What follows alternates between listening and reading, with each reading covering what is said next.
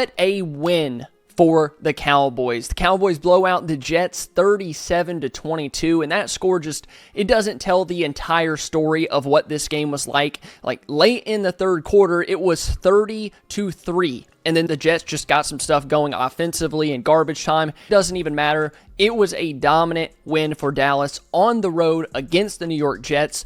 And tonight, I want to talk about some guys that really stood out in this one, helped push the Cowboys to a really big win to get back to 500. Let's get into it.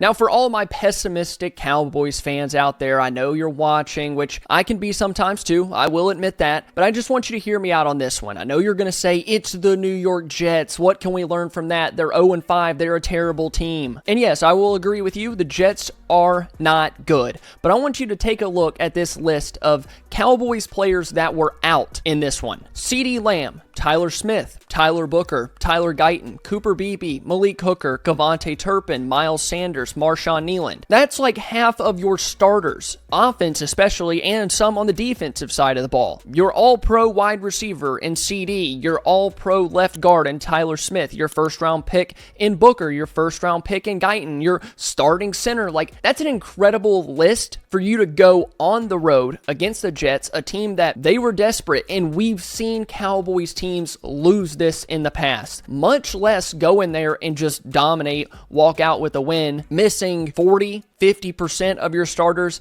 It's insane. So for you pessimistic fans, if I could say it, I just wanted to point that out because I feel like it's a big part of the story. And now that I got that out of the way, let's get into these standouts. And of course, we're going to start with number one, Dak Prescott. It feels like Dak has made the standouts list every single game so far this year because he's just been that good. In my opinion, he's the NFL MVP. He should be the early favorite to win the MVP. Dak was extremely efficient in this game. He was 18 of 29, had 4 passing touchdowns, a passer rating of 127.4. He never put the ball in harm's way. He was dotting up that Jets defense, made a big time touchdown throw to Pickens, and then a couple more big plays to Ryan Flournoy. Like, finally, the big media like ESPN and whoever else, they're starting to talk about Dak as one of the best quarterbacks in the league because he's genuinely playing like a top 2 quarterback, and he's not number 2. He has been phenomenal, and we're going to talk about this more in just a minute, but the coaching staff with Schottenheimer and Adams, and if Dak really did have something to do with Schottenheimer getting hired and him wanting Schotty to be the play caller and be the offensive mind to maybe the last couple of years for him in Dallas, it makes 100% sense because both of those guys have been phenomenal. Schotty with the play calling and the play design and the sequencing of plays and getting guys in a position, like, they know their team, their quarterback, their offense, their opponent, and then you get out there and you have a quarterback that can execute it to perfection along with some other guys on offense, which we're going to talk about. It was just a beautiful thing to watch. 37 points for the offense, missing 4 out of your 5 offensive linemen and not having CeeDee Lamb. As many times as Dak has made the standouts list, this guy is not someone that I was expecting to talk about after this game, and that is Ryan Flournoy. If I told you coming into this one that Dak was going to have 237 passing yards and that Flournoy would have 114 of those, you probably would have never watched the channel again. You would have called me a homer and then clicked off the video. Then you would have been back for this video saying you can't believe how I predicted that. Now, I didn't predict that, but pretty insane that Flournoy was your most efficient receiver all day. There's just something about him, the confidence, the swagger, the body control on that deep catch down the sideline. Dak really trusts him. You see the run after catch ability. It feels so good to know that Dallas has a wide receiver that you feel is developing. We didn't get to see him much in his rookie year. He comes out here, Lamb gets hurt, so he's kind of thrust into the starting role. If we think back to it, Flournoy was cut. He was cut. The Cowboys moved on from him. They were doing some different things with the roster, moving guys from practice squad, whatever. Like, Flournoy was on the Cowboys practice squad. This is somebody that they elevated up to the 53-man roster and subjected to waivers. And then for him to come out here and have the game that he did, he just looks so comfortable. He looks so athletic. I love the run after catch ability. I'm so happy for Flournoy. I think the Cowboys might see what a lot of us have been, screaming for. Get him out there, get the ball in his hands. Let's see what he can do. Like, we want to see more Flournoy, and I got a feeling when the coaches meet on Monday, tomorrow, they're going to be saying the same thing, like, how can we get this guy more involved, especially without Lamb? And then once Lamb gets back, what's the three-headed monster look like with Lamb, Pickens, and then Flournoy? So incredibly happy for him, and that Dallas got him involved today, 114. So let's move on to the third standout for this one, and that is the backup offensive line. I'm going to go ahead and say this, right?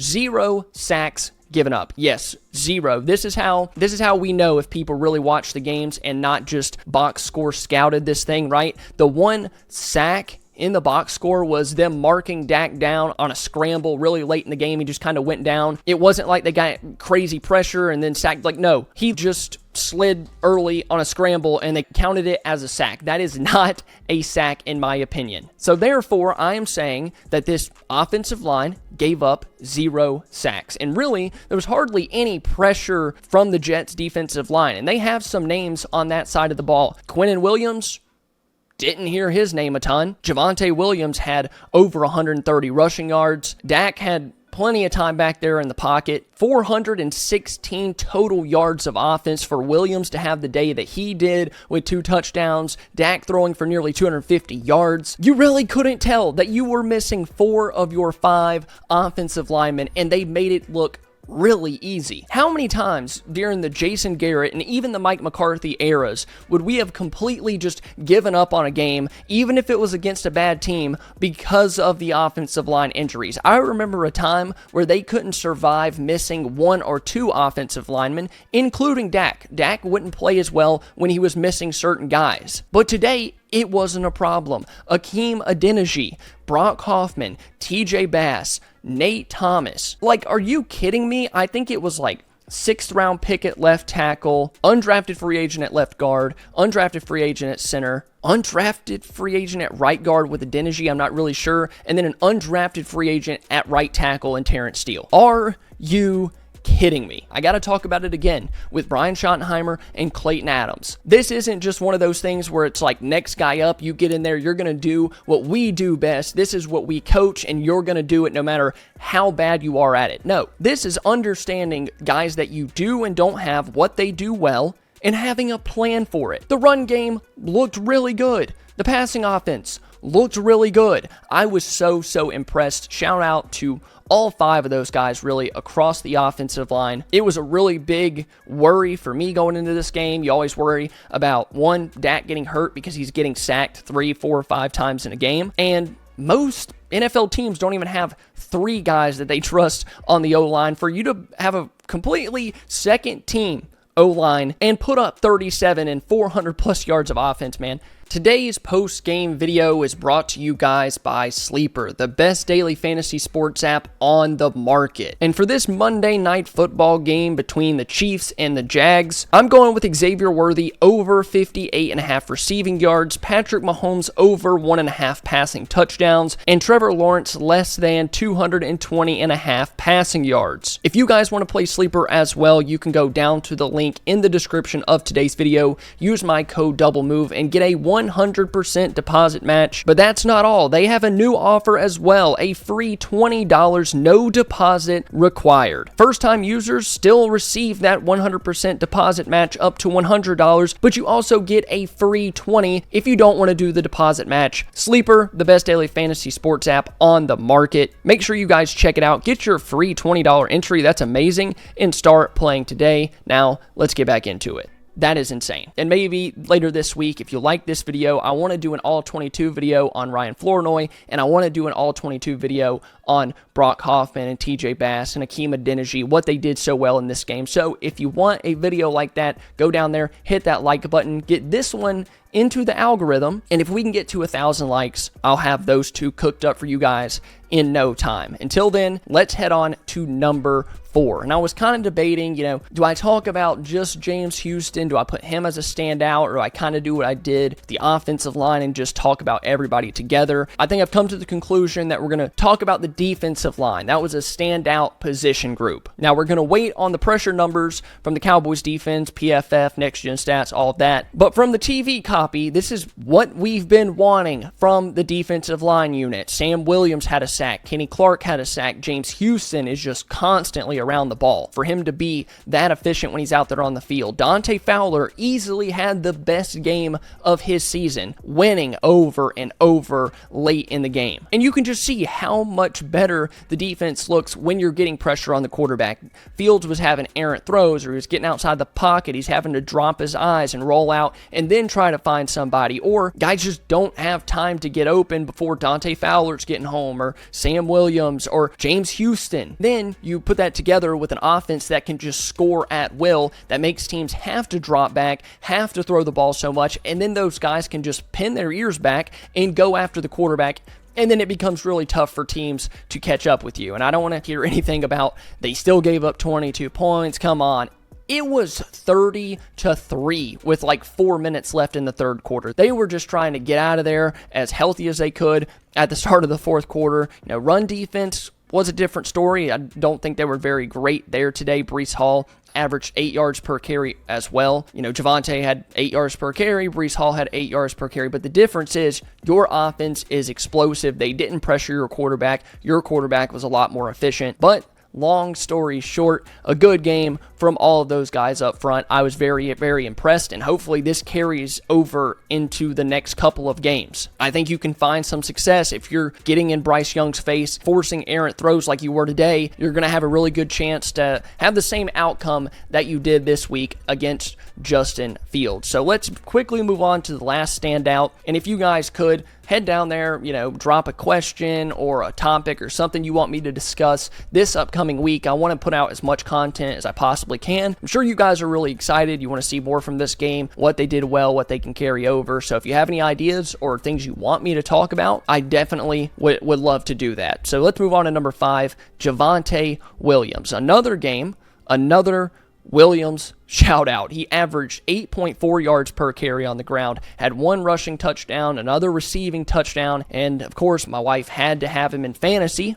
So that's rough, but you know what? I will endure anything for a Cowboys win. It was like extreme happiness that Williams is balling out like he is, and then remembering that I play her in fantasy this week, and he got her like 30 points or something crazy. He had that long run of 66 yards. For you to have a guy that just consistently hits explosive plays in the backfield, he's so good within 5 yards of the line of scrimmage that guys can't tackle him. Once he gets into the second level, you've had the whole team miss a tackle on him, and then he's into the second level, ripping off these 40, 50, 60-yard runs. Do the Cowboys extend him? I was talking to a friend about this during the game. They hope the Cowboys extend Williams. He's been so good this year, and you know what? I'm one of the biggest Javonte Williams fans now because I couldn't have been more wrong. He's one of the most explosive and efficient runners in all of football. He makes your team tougher. He wears down on defenses throughout the game. You could just tell that the Jets didn't want to tackle him. They were tired of tackling him, 5-10 yards down the field. Just being able to wear on teams like that and get out of a ball game because you have a bell cow back in Javonte Williams is incredible. And I want to throw this stat out there really quick before we go. The Cowboys had Javonte Williams run for 108 yards in the first half, and Ryan Flournoy amass 104 receiving yards before halftime as well. According to the Cowboys public relations team, going back to 1978, there has never been a game in which the Cowboys have had a 100-yard rusher and a 100-yard receiver in the same half of a game. Never. With Emmitt Smith, Michael Irvin, Ezekiel Elliott, Des Bryant, Tony Dorsett, Drew Pearson, it is Javonte Williams and Ryan Flournoy that do that. That I can't. I have no words. Man, I am so excited about this entire offense. If we can get some pieces defensively, it seems like they played better today against a much lesser offense, but it still was encouraging to see. This Cowboys offense unstoppable. They could put up 30, 35 points in a game. They don't get in their own way. They will consistently put up 30, 35, 40 points. Man, what a win. You guys let me know what you think down below in the comments. What do you think? Next week, Dallas is headed to Carolina. Still debating if I want to go, but I guess we'll see. Really big win, all 22 this week of Flournoy, offensive line, maybe the defensive line. All of that stuff is coming here on the channel. Thank you guys for watching. I love you all, and I'll see you very soon. I can't wait for this film to drop.